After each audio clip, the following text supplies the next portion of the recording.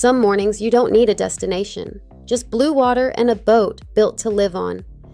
The Benetti B.NOW 52M, built in Viareggio, Italy. Made for the kind of week that starts in a Sardinian cove and ends somewhere you've never anchored before. The hull is steel, the range is long, you can cross the Med and still have fuel to wander. Top end is 15 knots, cruise at 11. Not for racing, for staying. The Oasis Deck drops you to ocean level. Central pool with a cover that retracts. 12 at the table for lunch al fresco. Dive in, dry off, eat, repeat. Foredeck for sunrise coffee. Aft for sunset cocktails. Continuous flow from one to the other. No interior walls to navigate. Just space and ocean on both sides. 6 cabins below for 12 guests. 6 heads.